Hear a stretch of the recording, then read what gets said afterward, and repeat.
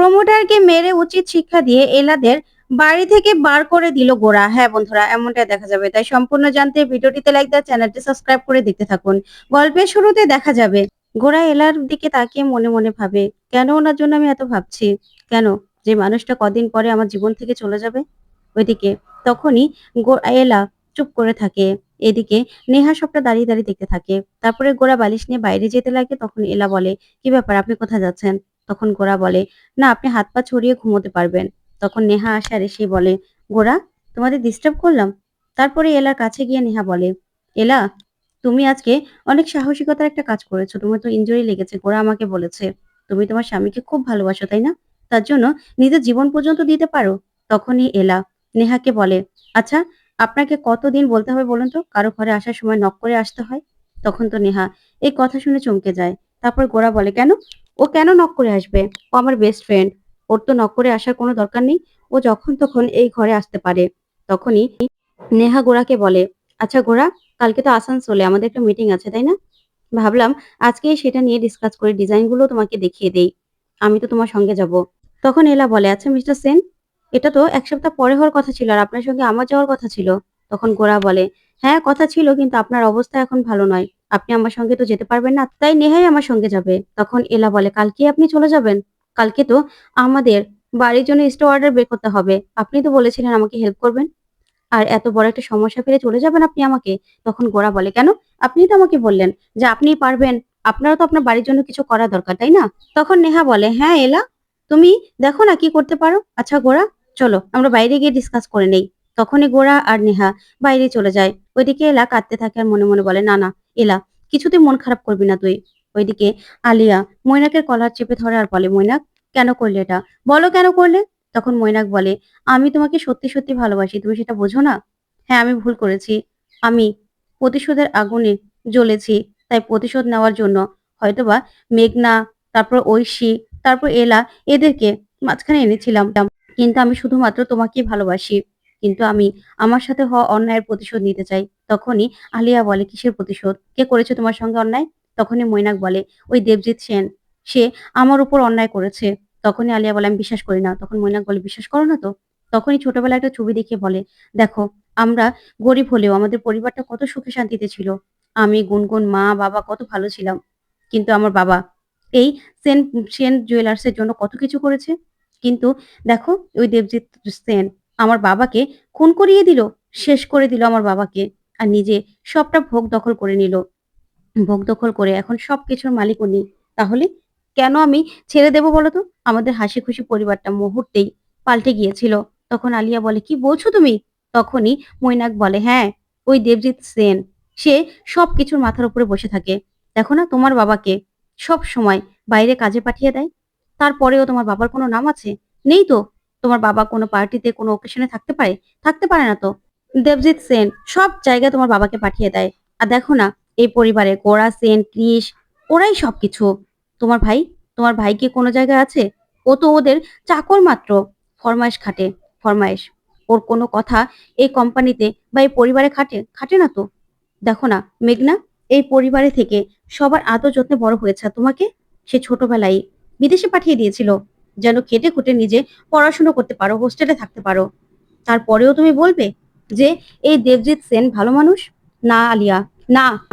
এই দেবজিৎ সেন অন্যায় করেছে, তাই তাকে তো আমি শাস্তি দিয়েই ছাড়বো। আমি আমার জায়গাটা কিছুতেই ছাড়বো না। আমি সবকিছু নিজের কাছে নিয়ে নিয়ে নেব। আর তুমি আমার স্ত্রী, তোমাকে আমি ভালোবাসি। তোমার পায়ে আমি সব ঐশ্বর্য এনে ঢালতে পারি। এবার তুমি সিদ্ধান্ত নাও, তুমি কি করবে? তোমার দাদাকে বলবে, না আমার পাশে থাকবে? ওইদিকে নেহাকে উচিত শিক্ষা দেয় গোরা আর বলে, হঠাৎ করেই ওরা এলার উপর অ্যাটাক করলো কেন নেহা? তখন নেহা বলে, আমি তো কিছু জানি না। তখন গোরা বলে, একদম নাটক করবে না। এরকম তো কথা ছিল না। ওদের সঙ্গে কথা ছিল আমার উপর অ্যাটাক করবে। কিন্তু এলাকে হঠাৎ করেই জখম কেন করলো? তখন নেহা বলে, আমি কি করে বলবো বলো? আমি তো জানিই না। আমি তো শুধুমাত্র বলেছিলাম আমার বাবার গার্ড দিয়ে পাঠাবো। তখনই গোরা বলে, একদম মিথ্যে কথা বলবে না, নাটক করবে না। এলার গায়ে ওরা আঘাত করার সাহস কি করে পেলো? কি করে পেলো? তখনই নেহা বলে, দেখো, আমি যাদের পাঠিয়েছিলাম এগুলো তো সেটা তারা নাও হতে পারে। তখন গোরা বলে, তারা হবে না মানে? কি? কার সঙ্গে মিলে এসব করেছো বলো? কার কথায় এলাকে তুমি ক্ষতি করতে চেয়েছিলে? তার মানে এলাকে তুমি সরিয়ে দিতে চেয়েছিলে। শোনো, এলা না কোনো ক্ষতি আমি হতে দেব না। এলার উপর। যারা আক্রমণ করেছে না তাদেরকে খুঁজে বের করে আমি শাস্তি দেব। তোমাকে আমি বলে দিচ্ছি, কাউকে আমি ছাড়বো না। তখনই নেহা বলে, এলার প্রতি এতটা কনসার্ন কি করে গোরা? তার মানে তুমিও কি এলাকে ভালোবেসে ফেলেছো? তখন গোরা বলে, একদম ভালোবাসার কথা বলবে না, এখান থেকে যাও।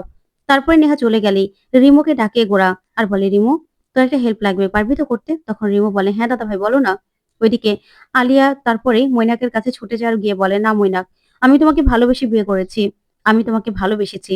তাই তোমার সুখ শান্তি, তোমার লড়াই সবকিছুতে আমি তোমার পাশে থাকবো। সেটা যাই হোক না কেন। তখন তো মৈনাক খুশি হয়ে যায়। ওইদিকে এলা নিজে বলে, না না, এতক্ষণ লাগে নাকি ওনাদের মিটিং করতে? না, মিস্টার সেন তো আমাকে বলেই গেল যে ওনাদের সময় লাগবে, আমি যেন উঠে না যাই। আমারই কিছু একটা করতে হবে। আমাকেই আমাদের বাড়ির ছাদ বাঁচানোর জন্য চেষ্টা করতে হবে। তখন এই কথাগুলো ভেবে খুব কষ্ট পেতে থাকে এলা। ওইদিকে গোরা এলার কথাগুলো ভাবে আর কষ্ট পায়, মনে মনে বলে, না, আপনি যে ভালোবাসা আমার কাছ থেকে চান সেই ভালোবাসা আমি আপনাকে দিতে পারবো না। কিন্তু দূর থেকে সব সময় আমি আপনাকে প্রোটেক্ট করব। সব সময়। এই কথাগুলো ভেবেই কষ্ট পায় গোরা। তারপরে দেখা যাবে এলা উকিল ধরার জন্য কোর্টে আসে, কিন্তু কোনো উকিলই ওর কেসটা নিতে চায় না।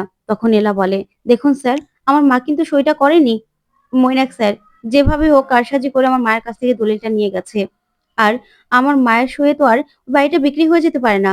তখনই সেই উকিল বলে, দেখো, এইভাবে কিছুতেই কেস লড়া যাবে না। কেসটা খুবই দুর্বল, কারণ তোমার মায়ের সই আছে, তাই আমি কেসটা নিতে পারবো না। তখন ক্রিস বলে, আপনি জানেন এলা বৌদি কার? তখনই এলা বলে, না, আমি সেনবাড়ির কোনো পরিচয় দিয়ে কোনো কিছু করতে চাই না ক্রিস, তুমি চুপ করো। তারপরে এলা উকিলবাবুকে বলে, প্লিজ উকিলবাবু, আপনি আমাদের কেসটা নিন না। আমাদের বাড়ির ছাদ বাঁচানোর জন্য আমাদের তো এতটুকু চেষ্টা করতে হবে।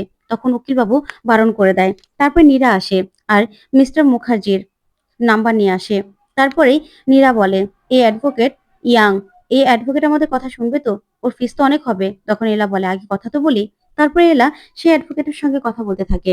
ওইদিকে দেখা যাবে গোরা মিস্টার মুখার্জিকে ফোন করে। তখন মিস্টার মুখার্জি বলে, দেখুন মিস্টার সেন, আমি তো এখন কলকাতায় নেই, তবে আমার পিএ আছে। তখনই রিমু বলে, দাদা ভাই, তুই বৌদির জন্য এত কিছু করছিস, ওদের বাড়ি বাঁচানোর জন্য এত কিছু করছিস, তারপরেও তুই বলবি যে তুই বৌদিকে ভালোবাসিস না? তখন গোরা বলে, ভালোবাসা আমি বিশ্বাস করি না রিমু, তুই তো জানিস আমার মা ভালোবেসে কষ্ট পেয়েছিল। ভালোবাসায় কষ্ট ছাড়া না আর কিচ্ছু নেই। তাই আমি ভালোবাসাকে বিশ্বাস করি না। আর ভালোবেসে এসব করতেও চাই না। তখন রিমু বলে, তাহলে এত কিছু কেন করছিস? তখন গোরা বলে, এলা খুব ভালো মেয়ে। এলা আমাদের জন্য অনেক কিছু করেছে। নিজের জীবন বিপন্ন করে অনেক কিছু করেছে। আর এতটুকু তো উনি ডিজার্ভ করে।